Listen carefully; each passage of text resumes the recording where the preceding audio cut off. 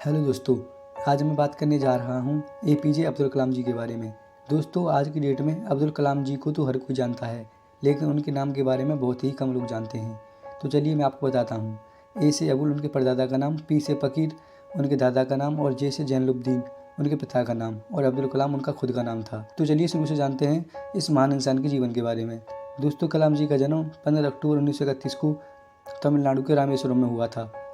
इनके पिता एक नाविक थे जो कि तीर्थयात्रियों को रामेश्वरम के मंदिर ले जाया करते थे। इनका परिवार काफ़ी बड़ा था। इनके 10 भाई व बहन थे, इसलिए पैसों की समस्या के कारण ये अखबार बेचा करते थे। इन्होंने अपनी हाई स्कूल की पढ़ाई स्वाट सेकेंडरी स्कूल से पूरी की। इसके बाद इन्होंने मद्रास इंस्टीट्यूट ऑफ टेक्नोलॉजी में एडमिशन ले लिया, जहाँ पे इनको एक जहाज़ का डिज़ाइन बनाने का प्रयोग दिया गया। इन्होंने जिस डिज़ाइन को तैयार किया था वो डिज़ाइन इनके प्रोफेसर को पसंद नहीं आया और फिर इसके बाद इन्होंने दूसरा डिज़ाइन तैयार किया। उसके लिए इन्होंने दिन रात मेहनत की और बिना कुछ खाए बिना कुछ पिए 72 घंटे में उस प्रोजेक्ट को तैयार किया था, जिसको इनके प्रोफेसर ने बहुत पसंद किया। इन्होंने अच्छे नंबरों से मद्रास इंस्टीट्यूट ऑफ टेक्नोलॉजी की परीक्षा पास की। अब इनकी पढ़ाई पूरी हो चुकी थी और इनके पास 2 इंटरव्यू की ऑप्शंस आई, पहली मिनिस्ट्री ऑफ डिफेंस और दूसरी एयरफोर्स, और इनको जाना था एयरफोर्स में। और इसका इंटरव्यू देने के लिए देहरादून गई। वहाँ पर 25 लोग इंटरव्यू के लिए आए हुए थे और सिर्फ सीटें थी 8 और इनकी रैंक आई 9वीं, मात्र 1 नंबर से पीछे रह गई। और फिर इन्होंने डीआरडीओ को ज्वाइन कर लिया और कुछ समय बाद ये प्रमोट होकर विक्रम साराभाई की टीम में आ गई और वहाँ से इन्हें 6 महीने की ट्रेनिंग के लिए नासा भेजा गया और नासा इनको देखकर हैरान हो गया कि ये तो चैंपियन है। और फिर नासा ने इनसे वहीं रुकने के लिए कहा और अमेरिका की सिटीजनशिप और इंडिया से 5 गुना ज़्यादा सैलरी देने का भी वादा किया, लेकिन उन्होंने मना कर दिया और भारत लौट आए और इसरो को ज्वाइन किया।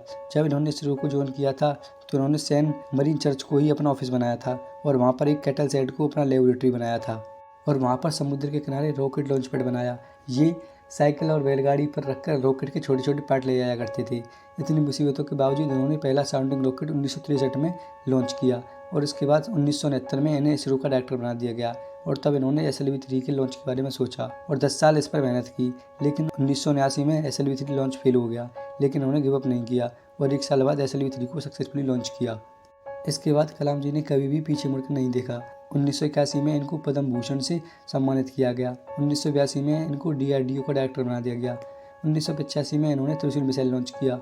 1988 में पृथ्वी मिसाइल लॉन्च किया और इसके बाद आकाश, नाग और अग्नि मिसाइल भी लॉन्च किया।